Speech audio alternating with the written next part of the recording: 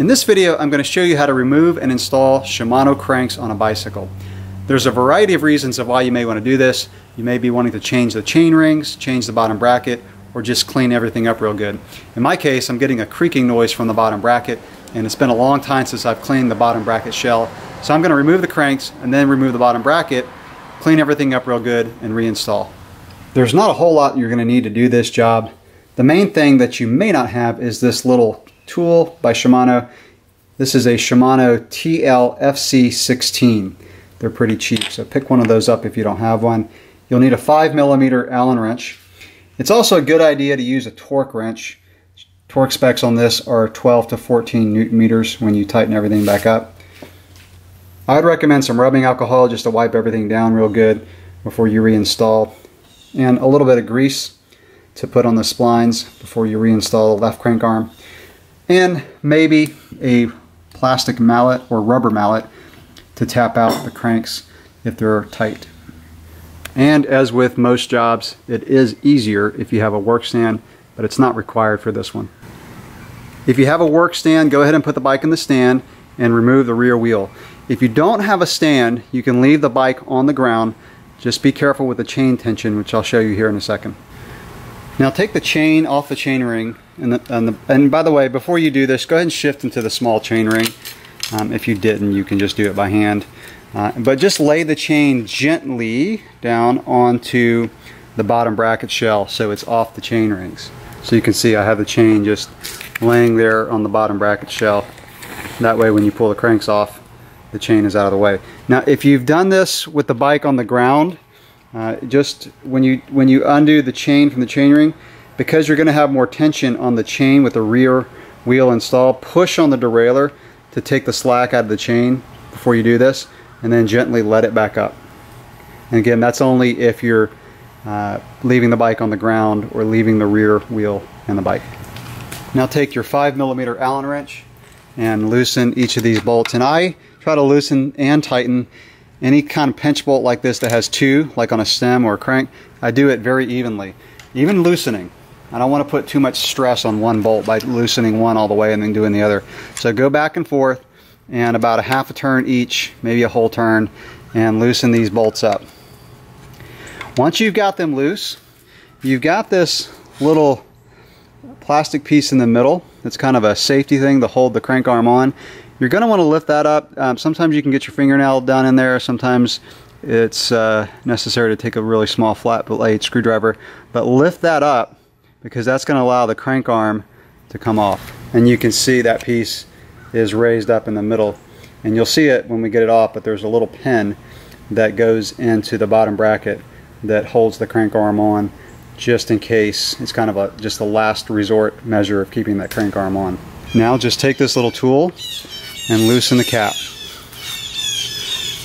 and the birds will cheer you on while you do it. Okay, and that's not going to be on there very tight at all.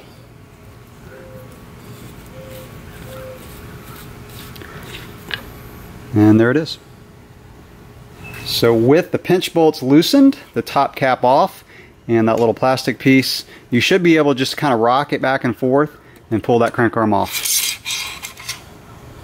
For the drive side, it too should come out pretty easily.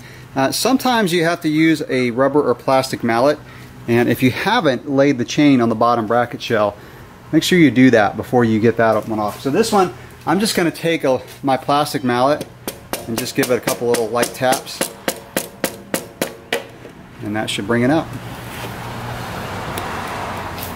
And when you get it to about right here, sometimes you just have to shake it back and forth, and there you go. And if you're kind of new to bike maintenance and you're curious of what a bike looks like with the bottom bracket removed, that's just an empty bottom bracket shell. I've removed the bottom bracket, and this is what the bottom bracket itself looks like. It's just a press-in cup, little sleeve in the middle, and identical cup on the other side. Reinstallation is pretty much the same thing, just in reverse order. Before you reinstall the cranks, no matter what the job you're doing, the reason you're removing the cranks, it's a good idea just to take a rag with some rubbing alcohol and just clean all around the bottom bracket shell, wipe out your your bearing cups and everything like that, because these are places that are hard to get to with the crank on in a normal cleaning procedure. So just take advantage of the crank being off to do that. So I'm going to make sure I hold the chain out of the way, and I'm going to take the drive side and just slide it through. And you may have to wiggle it back and forth, and it'll kind of jump in there. And you should be able to just press it on by hand, then put the chain on. Put the chain on the chain ring so you don't pinch it. And then just give it another good push.